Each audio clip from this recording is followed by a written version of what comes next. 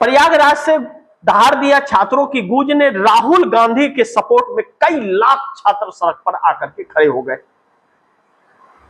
कई लाख छात्र सड़क पर खड़े हो गए।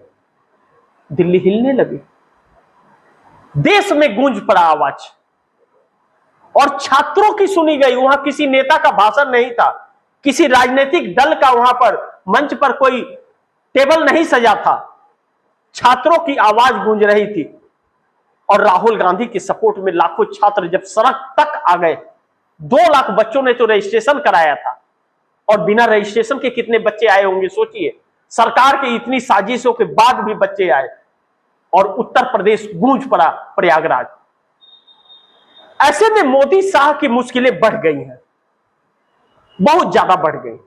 और मोदी शाह इस अब बच नहीं पाएंगे, क्योंकि भाजपा में जब बगावत का धुआं उठा है तो मोदी शाह की मुश्किलें भी बढ़ी हैं।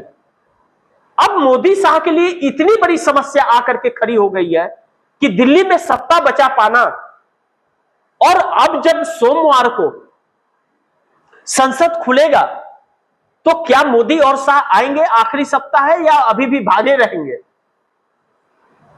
क्योंकि 20 जुलाई से लेकर आज तक तो भागते ही रह रहे हैं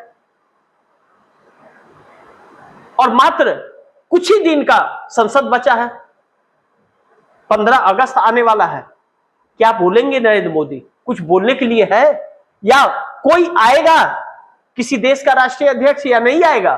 क्योंकि मोदी के बुलाने पर तो अब कोई आ भी नहीं रहा है और मोदी से दूरी बना रहा है। तुर्की और सऊदी भी पाकिस्तान से हाथ मिला लिए मोदी से पीछा छुड़ा रहे हैं। हर कोई साथ छोड़ रहा है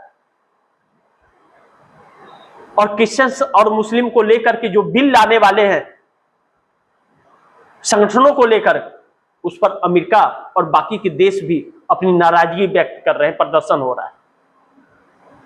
मोदी एक नए संकट में पड़ने जा रहे हैं।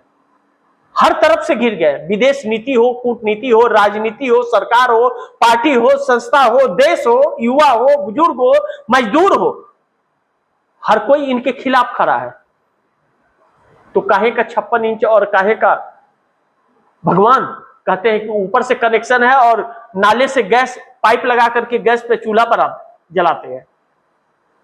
कैसे कैसे पाखंड में इस देश को डाला था, लेकिन आखिरकार कहते हैं कि सच को आंच कहां और झूठ को जगह कहां। तो अब झूठ बोलने वाले मोदी और शाह का कोई जगह ही नहीं मिल रहा है। 12 सालों में इस देश ने के पत्रकारों ने न तो उनसे सवाल पूछा और न तो मोदी और शाह ने जवाब दिया, और जब भी पूछने की कोशिश की गई तो पंडित नेहरू पर बात टाल दिया गया। पंडित नेहरू ने प्रथम प्राइम मिनिस्टर के रूप में देश में जो किया वह नरेंद्र मोदी और अमित शाह 7 जन्म नहीं 100 जन्म भी लेकर के कभी नहीं कर सकते और ना तो वह स्थान बना सकते हैं अपने लिए।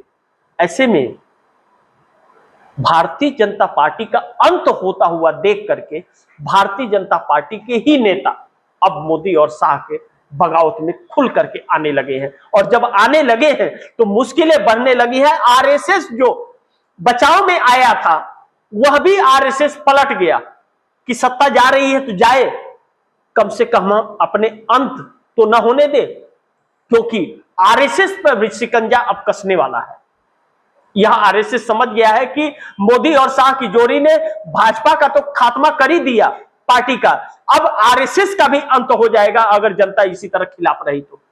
और आरएसएस का पाखंड भी देश के सामने आ गया, जो न तो रजिस्टर्ड है, न पैन कार्ड है, न बैंक अकाउंट है, लेकिन लाखों करोड़ की संपत्ति है उसकी। कहां से आए पैसे?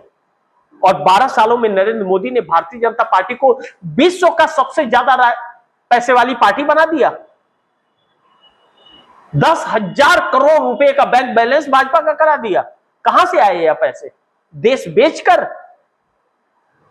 लेकिन भारतीय जनता पार्टी में किसी नेता को नहीं ऊपर उठने दिया, कोई चेहरा नहीं रह गया कि मोदी शाह के बाद अगर कोई चेहरा हो जिसके चेहरे पर वोट मांग सके, ऐसा कोई बचा नहीं। तो जब यह सारी परिस्थितियां आ रही हैं, छात्रों का सपोर्ट फुल राहुल गांधी को मिल रहा है, आवाजें गूंज रही है, तो दिल्ली हिल रही है। और पीएमओ के अंदर जो परिस्थितियां हालात बन गए, नरेंद्र मोदी पूरी सरकार को दलदल में फंसा दिया है।